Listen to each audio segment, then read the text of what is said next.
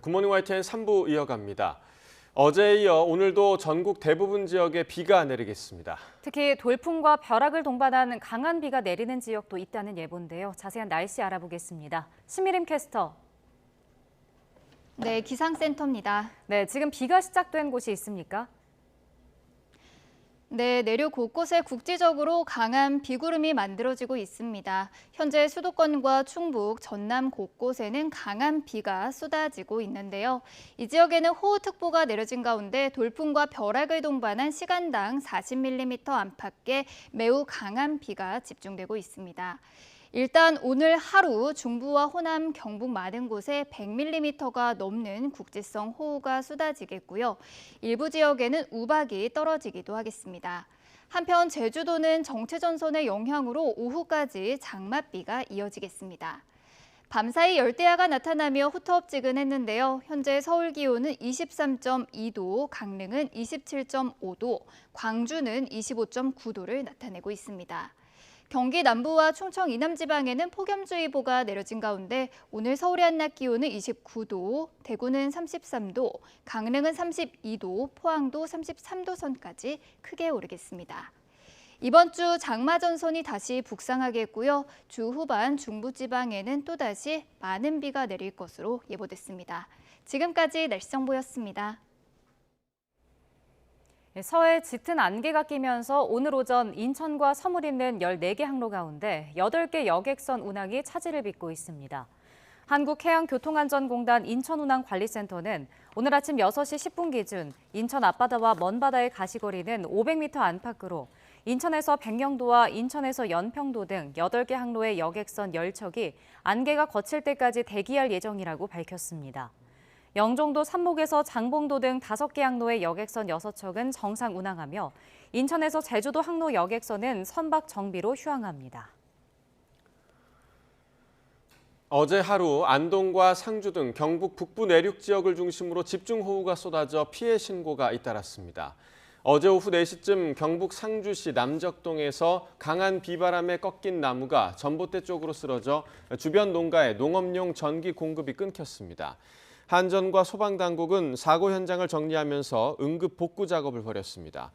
이보다 앞선 오후 2시 반쯤에는 상주시 만산동에서 쓰러진 가로수가 도로를 막아 출동한 소방당국이 안전조치에 나섰습니다. 강원도 정선에서 집중호우로 약해진 터널 위쪽 경사면이 무너져 내렸습니다. 어제 오후 12시 50분쯤 강원도 정선군 정선읍 군도 3호선 세대 피암터널 위로 산사태가 발생했습니다.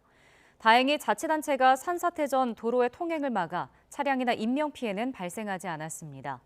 앞서 정선군은 최근 이어진 장맛비로 산사태 위험이 커지자 지난 7일부터 세대 피암터널 구간의 차량 통행을 전면 통제해왔습니다. 더불어민주당이 방한 중인 라파엘 그로시 국제원자력기구 IAEA 사무총장과 면담 자리에서 IAEA의 보고서는 중립성을 상실한 일본 편향적 검증이라고 강하게 비판했습니다. 민주당 후쿠시마 원전 오염수 해양투기 저지 대책위원회 고문인 우원식 의원은 어제 국회에서 진행된 그로시 사무총장과의 면담에서 주변국에 미칠 영향을 제대로 조사하지 않고 내린 셀프 검증이자 일본 맞춤형 조사라며 이같이 밝혔습니다. 이어 IAEA의 오염수 방류 정당화는 일본 주변 IAEA 회원국에 대한 명백한 권리 침해라며 이제 일본은 보고서를 오염수 해양 방류의 통행증처럼 여기고 수문을 열 타이밍만 보고 있다고 주장했습니다.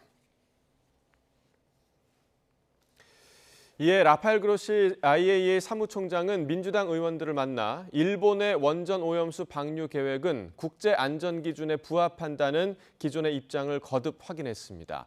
여당인 국민의힘은 괴담 선동 대신 IAEA 후쿠시마 현지 사무소에 우리 인력을 상주하는 방안 등 후속 대응에 주력할 때라고 강조했습니다. 최두희 기자입니다. 방한 기간 마지막 공식 일정으로 국회에서 제1야당 의원들을 만난 라파엘 그로시 국제원자력기구 IAEA 사무총장. 민주당의 날선 비판에도 일본의 오염수 방류 계획이 국제안전기준에 부합한다는 입장을 굽히진 않았습니다. IAEA 보고서는 한국을 포함해 11개국의 과학자들이 2년 이상 연구를 수행한 결과라며 전문성과 객관성을 강조했습니다. of a period of intense analysis, intense study, and careful evaluation for more than 2 years. 한국인들의 우려를 이해한다며 실제 방류가 이뤄진 이후 후속 대응에 주력하겠다는 뜻도 내비쳤습니다. IAEA 직원들을 후쿠시마 현지에 상주시켜 검증하겠다는 겁니다. The IAEA will be there permanently for years and decades to come, performing its function of reviewing and monitoring that this process is done. 핵 오염수를 마실 수도 있고 그 안에서 수용도 할 수 있다는 자신의 발언에 대한 일각의 지적과 방류 일정 연기 제한 등 구체적 사안에 대한 언급은 자제한 것으로 알려졌습니다. 국민의힘은 IAEA에 힘을 실으며 진정으로 국민 안전을 생각한다면 괴담으로 인한 공포 조성을 중단하라고 야당을 쏘아붙였습니다. 지금 중요한 건 무책임한 반일 선동이 아니라 일본이 안전 기준을 제대로 지키는지 확인하는 거라고 목소리를 높였습니다. 아울러 우리 정부는 일본 측 데이터를 실시간으로 공유하고 측정 핵종 종류를 추가하고 IAEA 후쿠시마 현지 사무소에 우리 인력이 상주되는 방안도 검토할 것입니다. 국제사회가 우려해야 하는 건 후쿠시마가 아닌 북핵이라며 민주당을 향한 안보 공세도 예고했는데 그로시 총장은 출국했지만 관련 논란은 쉽게 가라앉지 않을 것으로 보입니다. YTN 최두입니다. 더불어민주당 소속 의원 등이 오늘 2박 3일 일정으로 일본을 방문해 오염수 방류 계획 철회를 요구할 계획입니다. 민주당 의원 10여 명과 어민 대표, 농어민위원회 위원들은 오늘 오전 김포국제공항을 통해 일본으로 출국합니다. 이들은 방일 기간 기시다 후미오 총리 관저 앞 집회, IAEA 일본 지사 항의 방문, 일본 사회민주당 의원 면담 등을 진행할 예정입니다. 윤석열 대통령이 이번 주 북대서양 조약기구 나토 정상회의 기간 일본 기시다 후미오 총리와 정상회담을 개최할 예정입니다. 후쿠시마 오염수 방류 문제가 논의되는데 대통령실은 우리 국민의 건강과 안전을 최우선으로 한다는 정부 입장을 명백하게 밝히겠다고 강조했습니다. 보도에 조은지 기자입니다. 나토 정상회의가 열리는 리투아니아를 무대로 한일 정상이 또 만납니다. 지난 5월 주요 7개국 G7 때 회담했던 윤석열 대통령과 일본 기시다 후미오 총리가 2달 만에 재회하는 겁니다. 최대 화두는 단연 오염수 방류 문제입니다. 기시다 총리는 국제원자력기구 IAEA 최종 보고서를 근거로 윤 대통령에게 방류 안전성을 설명하고 이해를 구할 걸로 보입니다. 대통령실은 우리 국민의 건강과 안전을 최우선으로 한다는 우리 정부 입장을 명백하게 밝히겠다고 강조했습니다. 핵심 관계자는 YTN에 우리 국민의 우려를 전달하고 방류 계획과 관련한 실시간 정보 공유나 모니터링 기구 창설, 한국인 전문가 현지 파견 등이 논의될 수 있다고 전망했습니다. 이번에 조 바이든 대통령과의 한미 회담이나 한미일 3국 정상 간 만남은 계획에 없습니다. 조만간 워싱턴에서 3자 회담이 열리는 만큼 그동안 못 만났던 정상들 위주로 대면해 효율성을 높이겠다는 뜻입니다. 윤 대통령은 나토 사무총장과 면담을 비롯해 한국과 일본, 호주, 뉴질랜드의 AP4 회동, 노르웨이와 네덜란드, 스웨덴 정상회담 등 이틀간 10개 이상의 양자회담을 진행합니다. 나토를 찾는 미국 상원의원 대표단과 접견도 예정돼 있습니다. 이번 나토 정상회의를 통해서 우리는 국제안보 협력 강화, 공급망 협력 확대, 부산 엑스포 유치 이런 성과를 기대하고 있습니다. 오염수 방류가 초읽기에 들어간 가운데 열리는 이번 한일 회담에서 윤 대통령이 여론과 과학 사이에서 해법을 도출할 수 있을지 외교적 수싸움은 이미 시작됐습니다. YTN 조은지입니다. 국민의힘 김기현 대표가 오늘부터 5박 7일 일정으로 미국 워싱턴 DC와 뉴욕, 로스앤젤레스를 방문합니다.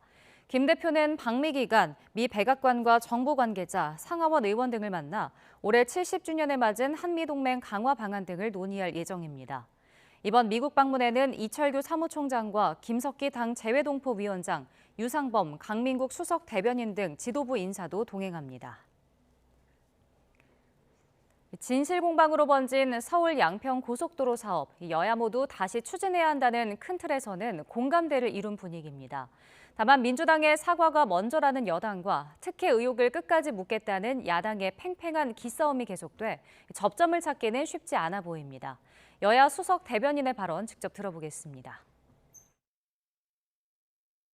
사업을 본인들의 정치적 수단으로 삼아버린 민주당에 부득이하게 결단을 내린 것으로 보여집니다. 2년 전 민주당도 같은 노선을 요구했고 해당 노선 나들목 인근에 김부겸 전 국무총리의 땅이 있다는 사실이 드러나며 우스운 꼴이 되었습니다. 민주당에게는 그저 정쟁의 도구였겠지만 이번 사업은 양평 군민들의 10여 년간의 염원이자 수건 사업임을 잊지 마십시오. 김건희 라인으로의 느닷없는 노선 변경도 생뚱맞은 전면 백지화 선언도 모두 원희룡 장관이 결정한 것입니다. 정부 여당은 후안무치한 피해자 코스프레를 지금 당장 멈추십시오. 1조 8천억짜리 대형 국책 사업을 제 맘대로 변경하다 국민 의혹이 커지니 사태를 모면하려 전면 백지화로 꼼수 부리는 것 아닙니까? 이것은 심각한 국정 난맥의 단면입니다. 7월 임시국회가 오늘부터 열립니다. 앞서 여야는 7월 국회를 오늘부터 소집하고 18일 대법관 후보자 인사청문 경과보고서 채택 등을 위한 본회의를 열기로 합의했습니다. 오는 18일 조재현, 박정화 대법관의 임기가 만료되는 만큼 권영준, 서경환 대법관 후보자에 대한 인사청문 경과보고서를 18일 본회의에서 채택할 방침입니다. 7월 국회에서도 후쿠시마 원전 오염수 방류 문제와 서울 양평고속도로 사업 백지화, 대법관 인사청문회 등을 두고 여야 갈등이 격화될 전망입니다. 2020년 N번방 사건 당시 사회복무요원이 피해자의 개인정보를 외부로 유출하는 일이 있었죠. 이후 병무청은 사회복무요원들이 개인정보 관련 업무를 하지 못하도록 조치했는데요. 그런데 서울교통공사 직원들이 최근까지 사회복무요원들에게 유실물 업무를 시키며 고객의 이름이나 연락처, 주민등록번호 처리를 맡겨왔다는 사실이 YTN 취재 결과 확인됐습니다. 강민경 기자가 단독 보도합니다. 지난해부터 서울 지하철 4호선 종착역인 당고개역에서 일하는 사회복무요원 A씨. 서울교통공사 직원들의 지시를 받아 유실물을 찾으러 온 승객의 이름과 연락처, 주민등록번호를 컴퓨터에 입력한 지 벌써 반년이 넘었습니다. 하루에 개인정보를 다루는 수는 최소 일단 50개는 넘는다고 보면 되고요. 제가 배치되기 전에도 계속 이 일을 해왔어가지고 최소 16명 이상은 이 업무를 계속 해왔었고요. 그러나 A씨 같은 사회복무요원이 고객의 개인정보를 다루는 건 엄연한 불법입니다. 3년 전 N번방 사건 당시 사회복무요원이 박사방 조주빈에게 개인정보를 무단으로 넘긴 사실이 드러나자 병무청은 사회복무요원이 개인정보 취급 업무를 담당할 수 없게 조치했습니다. 전자정부법에서도 공무원이 정보 시스템 접근 권한을 다른 사람과 공유하면 처벌받는다고 명시돼 있습니다. 당고개역 직원들 역시 이를 잘 알고 있습니다. 그런데도 관행이라며 사회복무요원들에게 자신들의 아이디와 비밀번호를 알려주고 정보 시스템에 개인정보를 넣으라고 시킨 겁니다. 과장님이 이거 원래 너네가 하는 거 아닌데 그냥 계속 해왔으니까 그냥 하던 대로 똑같이 하면 된다라고 말씀을 하셔가지고 당고개 역장을 포함해 역 직원들이 사회복무요원들에게 일을 떠넘기고 정작 자신들은 업무 시간 수시로 자리를 비웠다는 주장도 나왔습니다. 담배 피고 왔다라고 하는데 그게 거의 1시간 정도인 경우도 있었고 얼굴 도장 찍다시피 하다가 중간중간에 나가고 그러는 경우라서 거의 자주 그러시죠. 서울교통공사는 부당한 업무 지시가 있었다는 걸 확인했다며 정확한 실태를 파악하겠다고 밝혔습니다. 전역사에다가 그 면밀한 개인정보 관리 운영 실태를 다시 전수조사를 지금 실시를 이제 시작했거든요. 공사는 당고개역 직원들에 대해서는 세부 조사를 마치는 대로 상응하는 인사조처를 하겠다고 덧붙였습니다. YTN 강민경입니다. 전세 사기를 당한 30대 부부가 전세 보증보험 이행 청구를 신청했다가 거절당했습니다. 집주인에게 계약 해지 의사를 통보한 전화번호와 애초 계약서에 적힌 번호가 다르다는 게 거절 사유였습니다. 주택도시보증공사는 연락한 번호가 집주인 번호가 맞다는 것을 직접 인증하라고도 요구했습니다. 제보는 Y 안동준 기자입니다. 재작년 4월 2억 6천만 원의 전세 계약을 맺고 오피스텔에 입주한 A씨 부부. 만기를 넉 달 앞두고 집주인에게 문자를 보내 계약 해지 의사를 밝혔지만 집주인은 그대로 연락을 끊었습니다. 다행히 주택도시보증공사 허그의 전세보증보험에 가입했던 A씨 부부는 전세보증금 반환보증 이행 청구를 신청했는데 거부당했습니다. 나간다는 해지 문자도 있으니까 모든 준비가 다 끝나서 이제 됐다 하고 딱 갔는데 이제 안 된다고 하니까. 집주인에겐 휴대전화 2대가 있었고 계약서에 적힌 것과 다른 번호로 연락한 게 문제가 됐습니다. A씨 부부가 실제로 집주인에게 계약 해지를 통보한 건지 확인할 수 없다는 겁니다. 허그는 보증보험 약관은 전세계약 만기일에서 2달이 지나면 전세금 반환 보증 청구를 신청할 수 없게 돼 있다며 이 기간 안에 해당 번호가 임대인 거라는 걸 입증하라고 요구했습니다. 그러나 이미 집주인이 잠적한 뒤라 뾰족한 수가 없었습니다. 집주인이 그 핸드폰으로 주민등록증을 찍어서 보내면 그것만 인정해주겠다. 근데 전화를 안 받는데 어떻게 그 민증을 받아오냐. 그런데도 방법밖에 없다고. 허그 측은 임대인에 대한 정보를 수집할 권한이 없다 보니 보증금을 최대한 반환해주기 위해 입증을 요구한 거라고 해명했습니다. 또 약관보다 우선하는 민법에서 보증채권의 소멸시효를 3년으로 정한 만큼 약관상 신청기간이 지났다고 보증금을 못 돌려받는 건 아니라며 직원의 설명이 충분하지 못했다고 덧붙였습니다. 임대차 계약 해지에 관련된 입증 자료 같은 것들은 사실 세입자가 준비하기에는 어려운 것들이거든요. 그래서 이제 좀 합리적인 범위 내에서 세입자가 할 수 있는 부분을 요구하는 것이 좋을 것 같고. 전문가들은 전세 사기 의심 사례 등 특정한 사유가 있으면 허그도 집주인 정보를 열람할 수 있게 하는 등 보완 대책이 필요하다고 지적합니다. YTN 안동준입니다.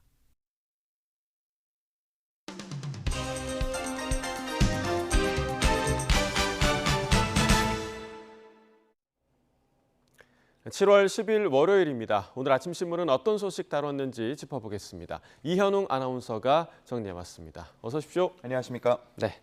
자, 오늘 첫 번째 기사부터 보겠습니다. 중앙일보인데요.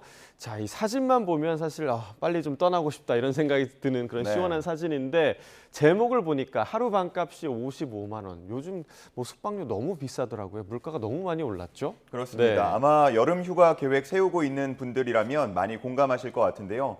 등급이 높고 또 평가가 좋은 숙소를 예약하려고 하면 1박에 50만 원이 넘는 걸 쉽게 볼 수 있습니다. 등급을 조금 낮춰서 보더라도 30만 원 이상 비용이 들기 때문에 상당히 부담을 느끼곤 하는데요. 실제로 통계청에서 나온 자료를 보더라도 콘도 이용료가 작년과 대비해서 13.4% 올랐고 호텔 숙박료도 11% 이상 상승한 걸로 나타났습니다. 네, 요즘 55만 원 하는 그런 숙소가 굉장히 좀 많은 것 같고 이 숙박료도 굉장히 좀 많이 올랐지만 여기 그래프를 보시면 외식 물가 또 수영장 이용료도 꽤나 좀 오른 걸 확인할 수가 있습니다. 네, 그렇습니다. 이렇게 여행이나 외식과 관련한 물가 상승률이 여전히 높기 때문에 최근에 소비자 물가 상승률이 2%대로 내려앉았다라는 이야기가 들려오더라도 크게 체감하기는 어렵다는 반응이 나오고 있습니다. 결국 여름철 고물가의 영향으로 휴가를 포기하는 경우도 생기고 있다고 하는데요. 한 온라인 조사에 따르면 올여름 휴가 계획이 없다고 답한 사람 중에 35%는 비용이 부담돼서를 그 이유로 꼽고 있었습니다. 한 전문가는 성수기를 핑계로 업체들이 바가지 요금을 씌우지는 않는지 지자체에서 관심을 가지고 살펴볼 필요가 있다고 말하고 있었습니다. 네, 그러니까 기분 좋게 휴가를 떠났다가 기분이 좀 안 좋아질 수 있는 게 바로 이런 물가거든요. 네. 소비자들이 조금 납득할 수 있는 그런 가격이 좀 형성이 됐으면 좋겠습니다. 자, 다음 기사 보겠습니다. 자, 조선일보 기사인데요. 요즘 파크 골프장이 굉장히 좀 많아졌더라고요. 그런데 이 파크 골프장과 관련한 그런 분쟁이 조금 있나 봐요. 그렇습니다. 네. 전국의 파크 골프장이 360여 곳 정도 되는데요. 대부분 광역 기초단체에서 만든 공공시설입니다. 하지만 막상 가보면 특정 단체가 독점해서 이용하는 경우가 많다고 하는데요. 골프장 사용료를 받거나 레슨을 진행하고 또 협회에 회원으로 가입하지 않은 비회원들은 사용하지 못하게 하는 경우도 있었습니다. 그러자 시민들의 민원이 크게 늘었고요. 해당 단체와 지자체 간 갈등으로 번지는 분위기입니다. 네, 물론 이 공공시설을 특정 단체가 사유화한 건 분명한 문제긴 하지만 오랜 기간 동안 또 공공시설을 방치한 것도 잘한 운영은 좀 아닌 것 같거든요. 네, 그렇습니다. 최근에 한 파크골프 동호인 단체는 서울시 측의 운영권을 자신들에게 넘기라고 주장하기도 했는데요. 19년 동안 우리가 실질적으로 골프장을 관리해 왔으니까 일정 부분 소유권을 인정해달라라고 말하고 있습니다. 이와 유사한 사례들이 전국에서 발생하고 있는데요. 결국 일부 지자체는 직접 관리를 하겠다고 나서거나 유료화 방침을 밝혔고요. 또 위탁 운영을 맡기는 방안 등도 함께 고려하고 있습니다. 네, 그러니까 공공시설이기 때문에 사실 관리 주체는 당연히 지자체잖아요. 예. 이 관리 방침을 너무 늦게 세운 것 아닌가 하는 좀 아쉬움이 큽니다. 자, 다음 기사 보겠습니다. 자, 이번에는 경향신문 기사인데요. 자, 집속탄을 지금 미국이 우크라이나에 공급하기로 한 것으로 좀 알려지면서 굉장히 좀 논란이 있죠. 어떤 이유에서인가요? 그동안 우크라이나 지원에 앞장서온 영국이나 캐나다 등도 이번 미국의 집속탄 지원에 대해서는 반대하는 목소리를 내고 있는데요. 예. 그 이유는 민간인 피해가 클 수 있기 때문입니다. 지금 사진과 그림이 확대가 됐는데 왼쪽에 나온 게 집속탄의 사진이고요. 오른쪽이 그래픽입니다. 하나의 폭탄에 수백 개의 새끼 폭탄이 들어있는 형태의 무기라고 볼 수 있겠고요. 마치 벌통에서 벌떼가 나오는 것처럼 흩뿌려져서 광범위한 파괴를 일으키는 무기입니다. 이 중에 일부 포탄은 떨어진 뒤에도 불발 상태로 남았다가 뒤늦게 불시에 폭발하는 경우가 있어서 문제가 되고 있습니다.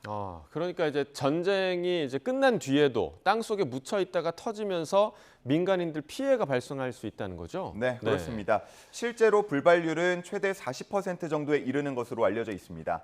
상당수가 바로 터지지 않고 불시에 폭발하면서 민간인 피해를 발생시킨다는 건데 이 때문에 유엔에서는 2010년 집속탄 사용과 생산, 또 비축 등을 금지하는 협약을 체결하기도 했습니다. 하지만 이때 미국이나 러시아, 우크라이나는 모두 협약에 서명하지 않은 것으로 알려지고 있습니다. 미국 측은 우크라이나에 보낼 집속탄의 불발률은 2%대로 낮기 때문에 민간인 위험이 적다고 주장하고 있는데요. 하지만 BBC 등 외신은 이번 집속탄 지원이 미국의 위선에 대한 비난을 불러일으킬 가능성이 있다고 분석하고 있습니다. 네, 그러니까 미국이 주장하는 불발률은 2%고 실제 불발률이 지금 40%까지 될 수 있다는 건데 너무 차이가 크거든요. 네. 민간인들이 피해를 볼 수 있는 그런 가능성의 여지를 좀 남겨두지 않았으면 좋겠습니다. 자, 다음 기사 보겠습니다. 자, 바그너그룹의 수장이죠. 프리고진이 지금 어디에 있나, 이 행방에 대한 논란도 굉장히 좀 많은데 프리고진이 이렇게 변장을 하고 다니나 봐요? 네, 여러 가능성 중에 하나로 이 예, 변장술에 대한 얘기도 나오고 예. 있는데요. 지금 확대되고 있는 이 사진들은 현재 트위터 등을 통해서 확산하고 있습니다. 진짜인지 혹은 조작된 사진인지에 대해서는 여러 가지 해석이 나오고 있습니다.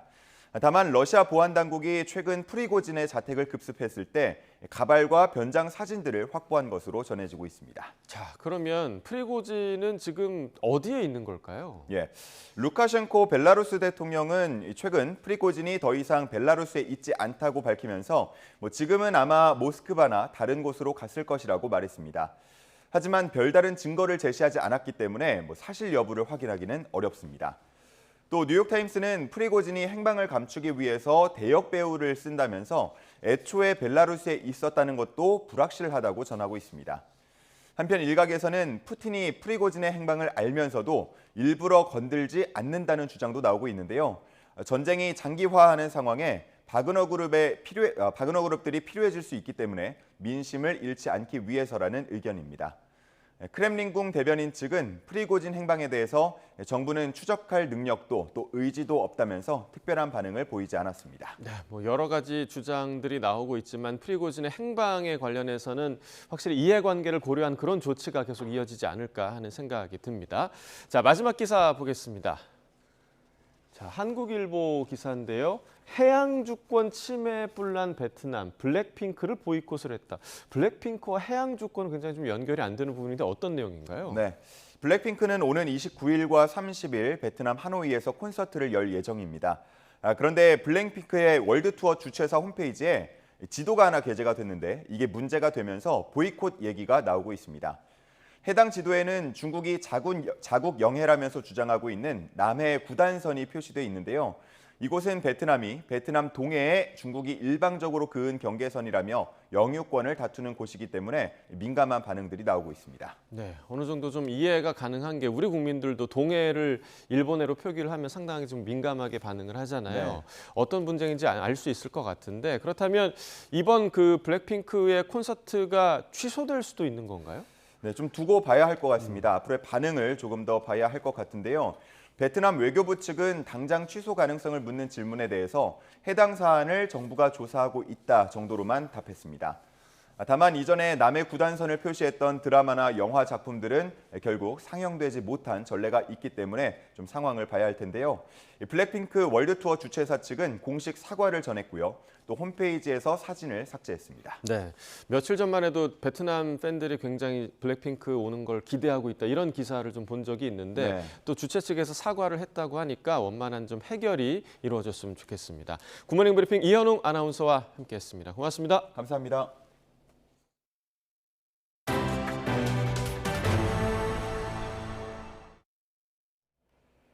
러시아 우크라이나 전쟁이 장기화하는 가운데 이번 주 리투아니아에서 북대서양 조약기구 나토 정상회의가 열립니다.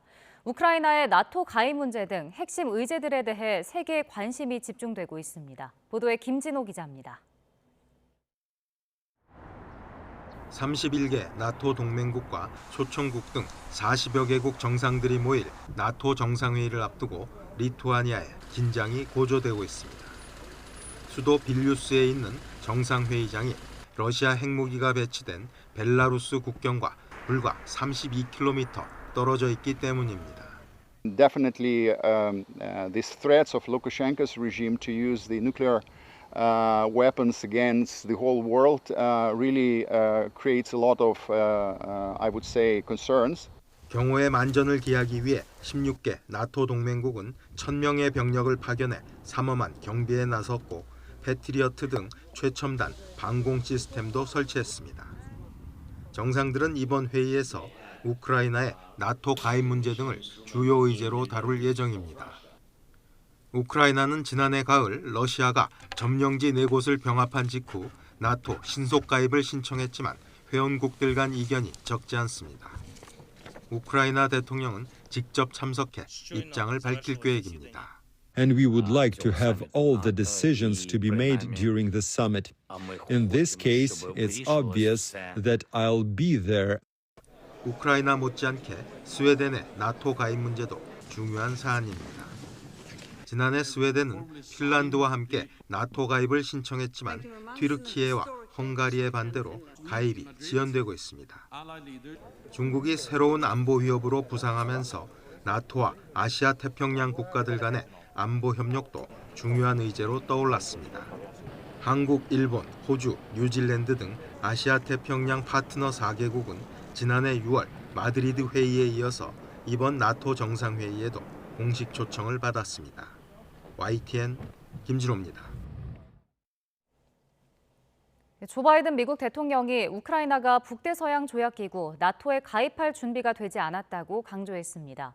바이든 대통령은 현재 시각 9일 녹화 방송된 CNN 인터뷰에서 우크라이나가 나토에 가입할 준비가 됐다고 생각하지 않는다며 전쟁이 한창인 지금 나토 회원국으로 편입할지에 대해 나토 내 만장일치 의견이 있다고 생각하지 않는다고 덧붙였습니다. 또 나토 가입과 관련해 투표를 요구하는 것은 이르다며 민주화와 일부 다른 이슈 등 충족해야 할 다른 필요 조건들이 있다고 말했습니다. 레제프 타이프 에르도안 튀르키예 대통령이 조 바이든 미국 대통령과 통화하고 스웨덴의 나토 가입과 튀르키예 F-16 전투기 구매 문제 등에 대해 논의했습니다. 튀르키예 대통령실은 두 정상의 통화 사실을 공개하면서 대화의 초점은 나토에서 우크라이나의 지위, 스웨덴의 나토 가입, F-16 전투기 공급, 튀르키예 유럽연합 정회원 가입 절차 등이었다고 밝혔습니다. 에르도안 대통령은 바이든 대통령이 튀르키예에 대한 F-16 공급을 지지한 데 대해 감사를 표했습니다. 두 정상은 이번 나토 정상회의를 계기로 리투아니아에서 직접 만나 양국 관계와 지역 현안에 대해 심도 있게 논의하기로 했습니다. 아프리카에서 세 번째로 큰 나라인 수단에서 정부군과 준 군사 조직 사이에 벌어진 무력 분쟁이 석 달 가까이 이어지고 있습니다. 지금까지 3,000명이 숨지고 피난민은 300만 명에 달하는 비극은 현재 진행형입니다. 보도에 조용성 기자입니다. 어두운 거리에 울부짖는 소리가 들리는 가운데 시신을 덮은 천이 잇따라 보입니다. 수단 정부는 새벽 공습으로 시민 22명이 숨지고 수많은 부상자가 발생했다고 밝혔습니다. 준 군사 조직인 신속지원군은 조직적인 공습이 있었다며 정부군을 비난했지만 어느 쪽 소행인지는 아직 분명하지 않습니다. 지난 4월 중순부터 시작된 내전은 벌써 석 달째. 유엔은 인도주의와 인권법을 완전히 무시하는 수단 분쟁이 전면적 내전으로 확산하고 있다고 우려했습니다. الحرب دي دمرت الخرطوم دمار شامل دمرت البنية التحتية دمرت المصانع دمرت المنازل دمرت أي حاجة دمرتها. 지금까지 3,000명이 숨졌고 전쟁의 포화를 피해 300만 명의 민간인이 피난길에 올랐습니다. 의료기관은 전체의 20%만 간신히 운영되면서 의료 시스템은 붕괴 직전입니다. احنا صراحة الموقف عندنا في العيادة ما مبشر خالص. كل الأدوية اللي عندنا على وشك إنها تخلص وبالكثير يعني تكفي لنا 6-5 مرضى وعيادتنا مهددة بإنها تجيف. 내전이 길어지면서 납치와 성범죄까지 기승을 부리는 가운데 유엔이 성적 폭력의 위험에 처해 있다고 파악한 인구수는 420만 명. 끝모를 비극에 빠진 수단의 분쟁을 잠재우기 위해 이집트는 오는 13일 주변국을 소집해 해법을 논의하기로 했습니다. YTN 조용성입니다. 북한 김정은 국무위원장이 김일성 주석 사망 29주기를 맞아 추모하는 모습이 이례적으로 공개되지 않아 그 배경에 관심이 쏠리고 있습니다. 북한은 김 위원장이 지난 8일 조부 시신이 안치된 금수산 태양궁전을 참배한 사실을 조선중앙통신과 조선중앙TV 등을 통해 공개했지만 관련 사진과 영상은 현재까지 보도되지 않고 있습니다. 김 위원장은 지난 2012년 집권 이후 2018년을 빼고는 김일성 기일마다 매년 금수산 태양궁전을 참배했고 그 모습이 빠짐없이 공개되어 온 만큼 상당히 이례적이라는 평가가 나오고 있습니다. 주력 사업이던 위성 발사가 지난 5월에 실패, 다시 성과를 내는 데 집중하고 오는 27일은 북한이 전승절로 칭하는 6.25 정전협정 체결일 70주년인 만큼 행사 주목도를 극대화하려는 조치라는 분석이 나오고 있습니다.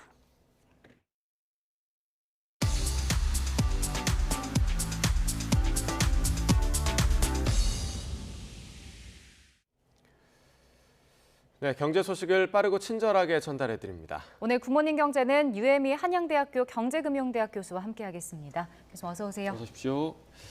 자, 최근에 뱅크런 우려가 컸던 새마을금고 사태 어느 정도 좀 진정이 되는 모습을 보이고 있긴 한데 이번 그 새마을금고 사태도 있었고 미국의 실리콘밸리 은행 사태도 있었고 이런 사태들을 계기로 예금자 보호를 좀 강화해야 한다 이런 주장에 힘이 실리고 있거든요. 그 필요성에 대해서 교수님 좀 어떻게 보시나요? 저도 그 필요성에 대해서 공감을 하고 있는데요. 이 예금자 보호 제도가 필요한 이유는 이렇게 금융불안 상황이 닥쳤을 때는 건전한 은행도 파산을 할 수 있는 그런 가능성이 높기 때문에 예금자 보호 한도를 높이면 사실 예금자들이 그런 불안 심리 때문에 빨리 은행에 달려가서 내 예금을 찾겠다는 그런 유인이 줄어들지 않겠습니까? 그래서 금융 안정을 달성하는 데 도움이 되기 때문에 예금자 보호 제도가 있는 것인데 우리나라의 예금 보호 한도는 사실 2001년부터 23년간 5천만 원으로 고정이 되어 있거든요. 근데 그 기간 동안 우리 1인당 GDP는 3배 정도 성장을 했고 또 예금 자산 은행의 예금 규모도 한 5배 정도 성장을 했습니다. 그런데 예금 보호 한도는 그대로 이제 머물러 있는 거거든요.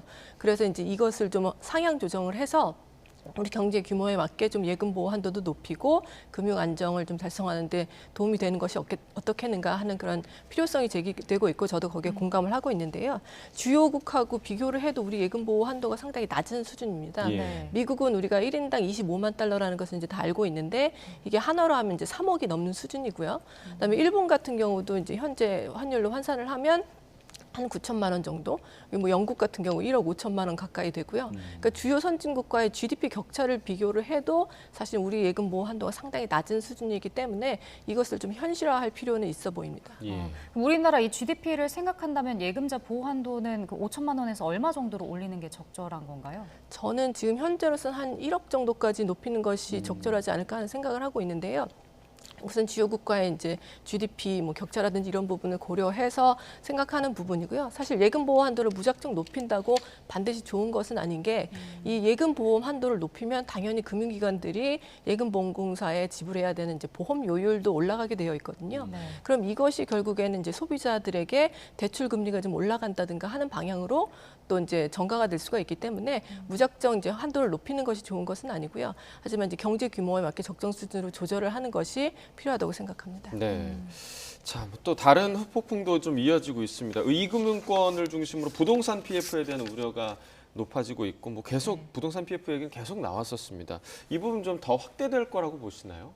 저는 아직은 긴장의 끈을 놓으면 안 되는 상황이라고 네. 보고 있는데요. 지금 제2금융권 중에서 새마을금고가 이제 지금 그 금융불안의 이제 뇌관처럼 예. 현재 이제 상황을 촉발시킨 그런 원인으로 지목이 되고 있는데 사실 이제 새마을금고는 연체율, 그 부동산 프로젝트 파이낸스의 연체율이 굉장히 높아서 지금 문제가 되고 있는 것이었는데요. 새마을금고만큼은 아니지만 사실 저축은행 같은 경우도 연체율이 계속 올라서 지난 1분기 말 기준으로 해서 지금 그 부동산 프로젝트 파이낸스의 연체율이 한 4% 초반까지 올라왔거든요. 그리고 사실 뭐 증권사 같은 경우는 훨씬 더 높긴 한데요. 근데 증권사 같은 경우는 가지고 있는 프로젝트 파이낸스 대출 규모 자체가 그렇게 크지 않아서 연체율은 높지만 그게 이제 금융 전반에 이제 불안을 확산시킬 가능성은 별로 높지 않지만 저축은행 같은 경우는 이 부동산 프로젝트 파이낸스에 노출된 그 규모가 상당히 큽니다. 예. 그래서 12개 저축은행 같은 경우 지난해 말에 가지고 있는 부동산 프로젝트 파이낸스 대출 규모가 한 9조 5천억 원 정도 되는데요. 이게 이제 연체율이 이제 점점 올라가는 추세다 보니까 이 부분이 조금 이제 걱정이 되고 있습니다. 그래서 이런 부분 때문에 사실은 여러 신용평가사에서 이 저축은행들이라든지 제2금융권의 신용 등급을 좀 하향 조정하는 사례가 늘고 있거든요. 예. 그래서 우리가 신용 등급 조정 관련돼서 상하향 이제 배율이라는 것이 있는데요. 그러니까 그 신용 등급을 하향 조정한 그런 이제 금융기관 수 대비해서 상향 조정한 이제 기관 수가 어느 정도 되는지 이게 지금 상반기에 0.4였어요. 제2금융권에. 즉 하향 조정한 사례가 훨씬 더 많다는 거죠. 상향 조정한 사례보다. 근데 이 수치가 작년에는 뭐 2점대였고요. 그다음에 그 전에는 4점대였기 때문에 그 당시에는 이제 상향 조정한 사례가 훨씬 더 많았는데 지금 신용 등급이 하향되는 사례가 많다는 것은 그만큼 이런 사안을 신용 평가사들도 좀 엄중하게 보고 있다고 볼 수가 있겠습니다. 예. 네. 그리고 이 부동산 PF 부실이 이제 지방 부동산 시장 침체하고 있는 문제도 큰데 지금 서울과 지방 아파트 가격 격차를 보면 3년째 10억 원이 넘고 있거든요. 양극화가 심화하고 있는데 또 어떤 문제가 있다고 보시나요? 이 양극화가 이제 심화가 되고 있는데요.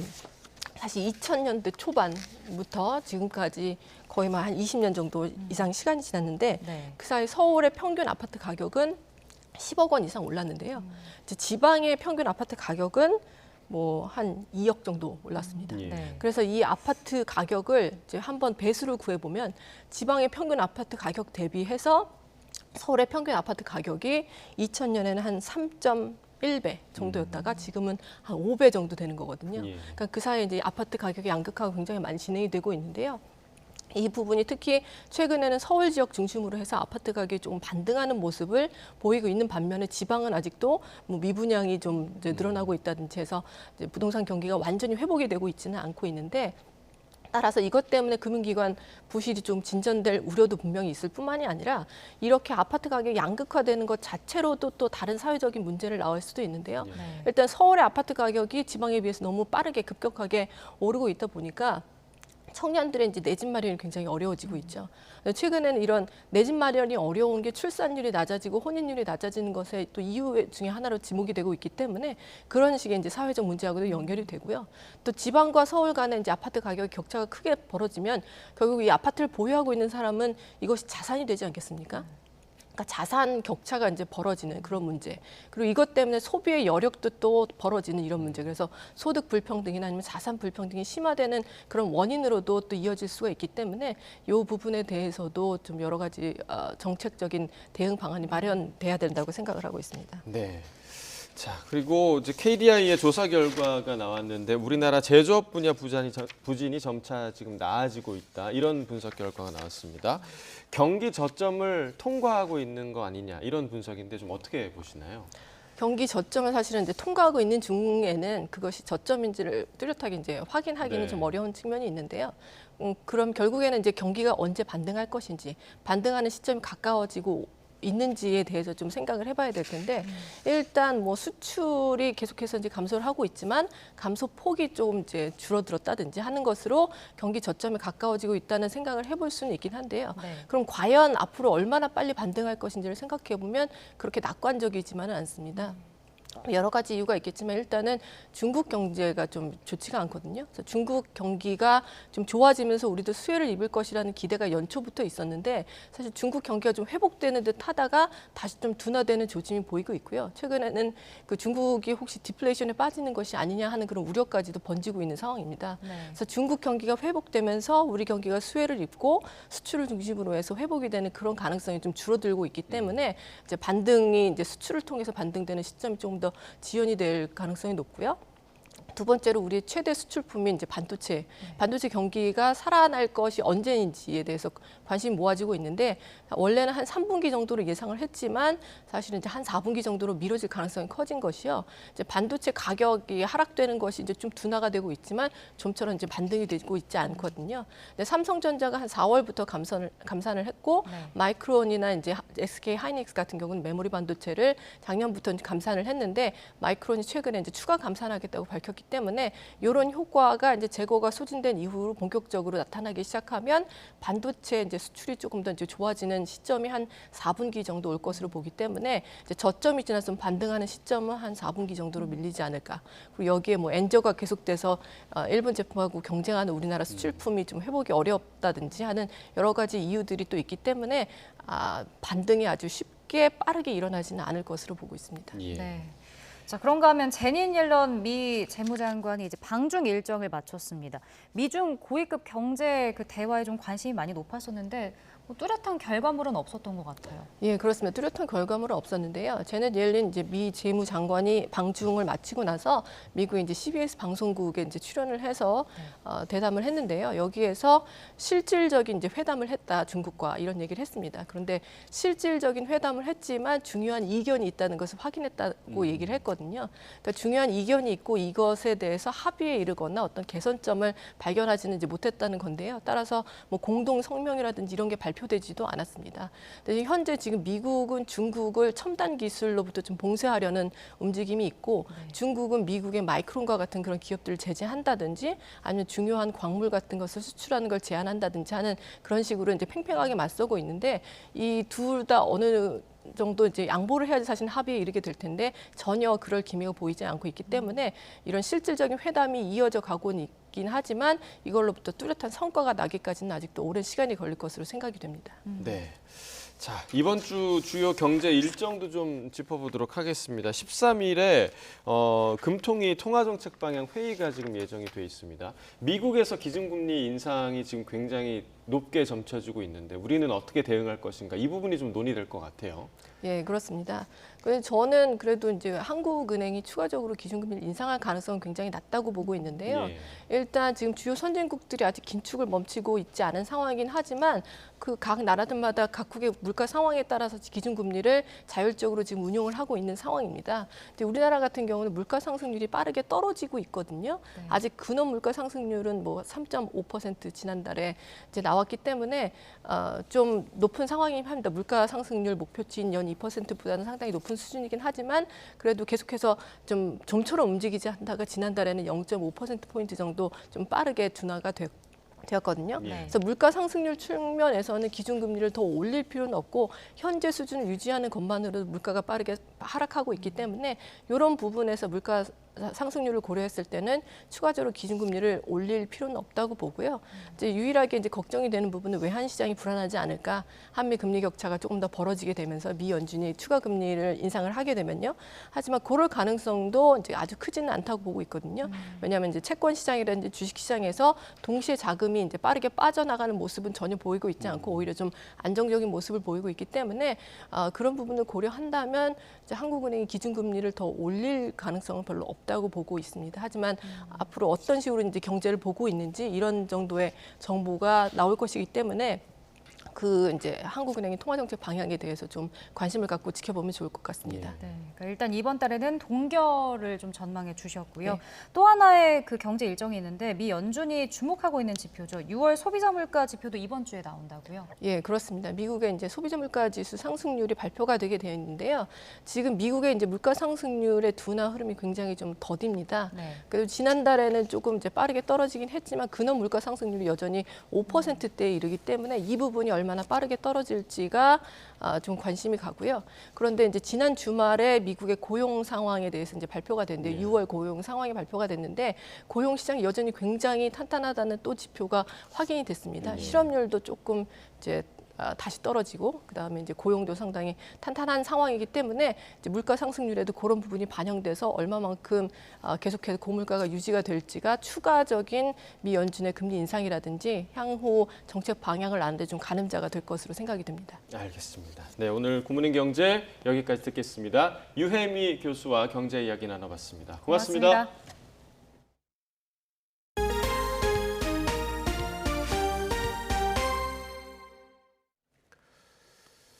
갓 태어난 아이를 버리는 가장 큰 이유 뭘까요?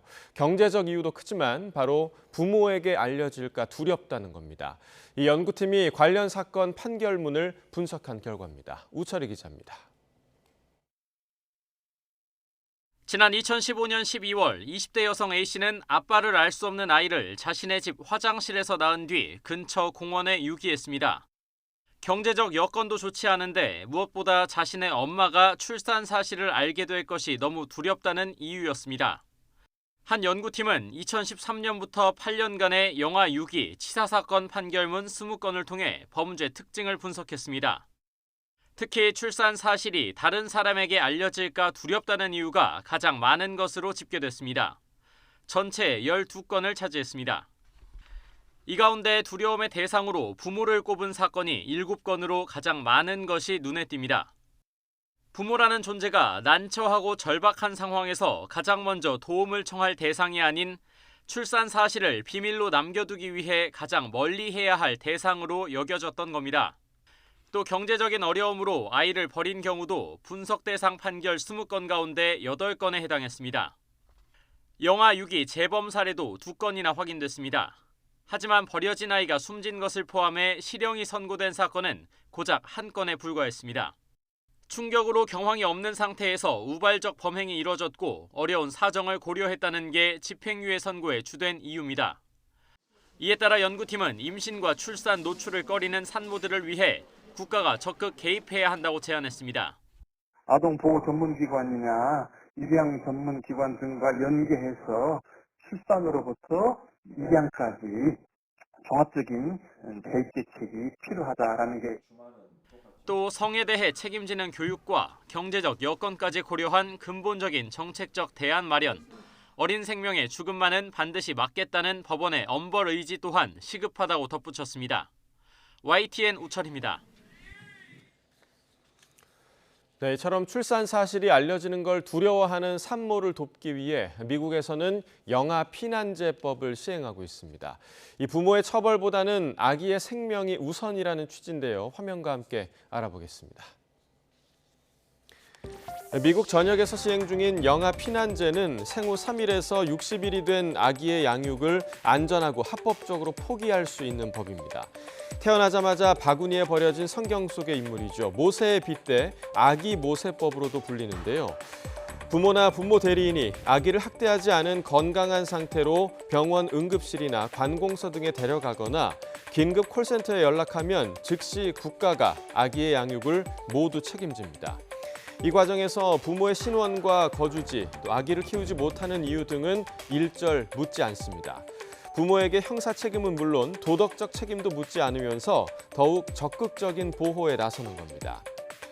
이런 미국 역시 1990년대까지는 모든 영아 유기를 중범죄로 다뤘습니다.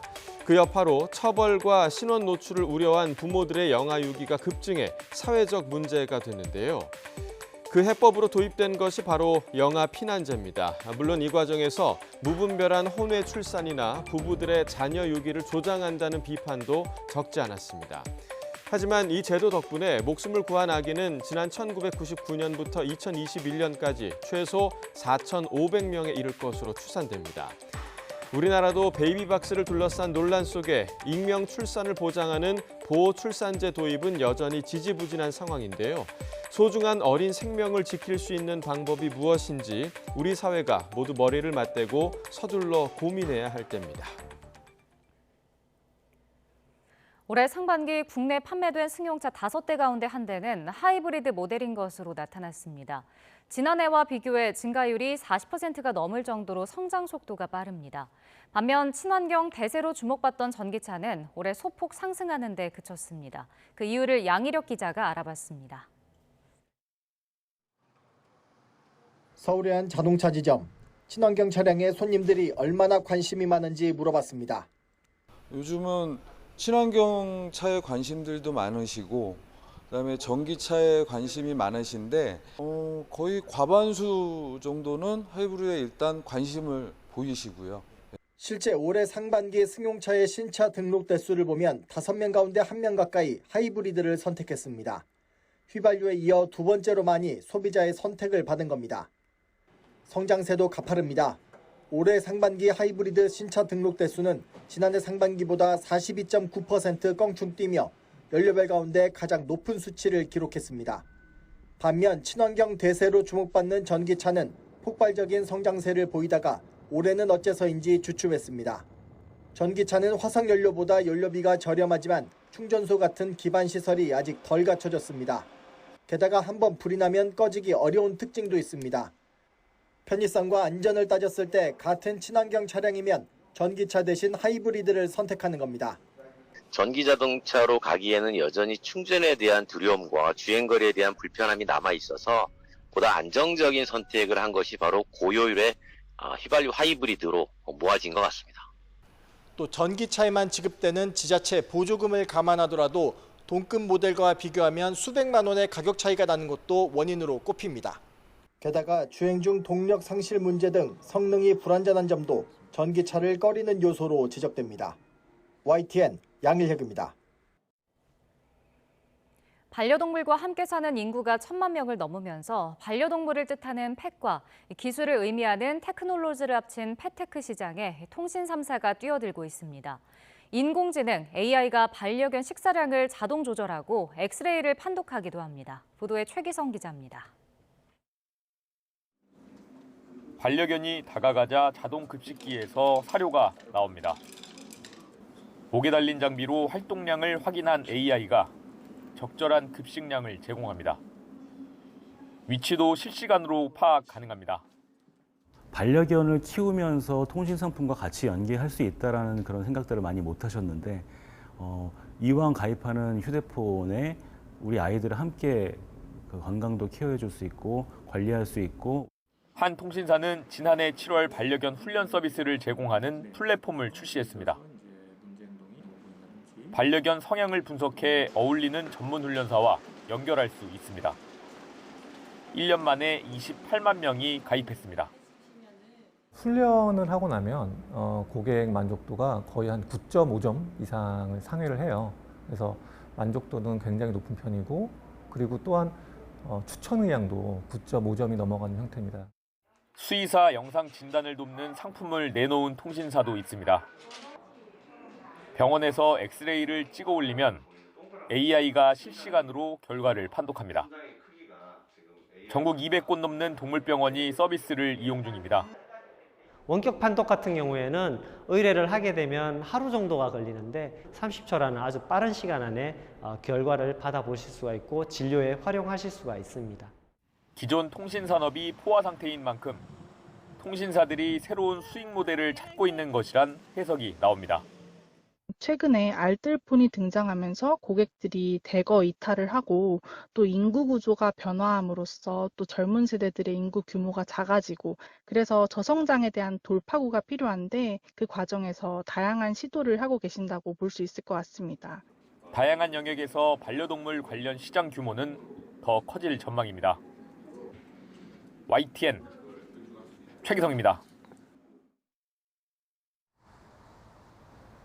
오늘도 곳곳에 소낙성 비가 내리고 있습니다. 운전하시는 분들은 차간 거리를 넉넉히 두고 서행하시는 게 좋겠는데요. 오늘 중부와 호남, 경북 북부 내륙을 중심으로는 시간당 30에서 60mm 안팎의 강한 비가 집중되겠습니다. 또 곳에 따라 벼락과 돌풍, 우박이 동반되는 곳도 있겠습니다. 비 피해가 발생하지 않도록 각별히 유의하시기 바랍니다. 현재 레이더 화면부터 살펴보도록 하겠습니다. 북쪽을 지나는 기압골의 영향으로 중부와 호남에 비가 내리고 있습니다. 특히 수도권과 강원 남부, 충청과 전남, 경북 곳곳에는 호우주의보가 내려진 가운데 시간당 40mm 안팎의 장대비가 집중되고 있는데요. 오늘 하루 동안 중부와 호남, 경북 많은 곳에 100mm 이상의 호우가 예상됩니다. 대기 불안정으로 인해 짧은 시간 동안 가한비가 쏟아지겠고 지역 간의 강수 편차도 심하겠습니다. 제주도는 장마 전선의 영향으로 오후까지 최고 80mm의 비가 내리겠습니다. 밤사이 곳곳에서 열대야가 나타났는데요. 오늘 낮 동안에도 습도 높은 무더운 날씨가 이어지겠습니다. 경기 남부와 충청 이남에 폭염주의보가 내려진 가운데 서울 29도, 대구 33도까지 오르겠습니다. 이번 주는 내내 비가 자주 내리겠고요. 특히 주 후반에는 장마 전선이 북상하면서 중부지방에 강하고 많은 비가 내릴 전망입니다. 오늘 비가 내리는 지역에서는 초속 20m 이상의 강한 바람이 불겠습니다. 시설물 관리와 안전사고에 각별히 유의하시기 바랍니다. 지금까지 YTN 원희다입니다. 네, 이상으로 월요일 굿모닝 YTN 마칩니다. 잠시 후 뉴스라이더가 방송됩니다. 시청해주신 여러분 고맙습니다.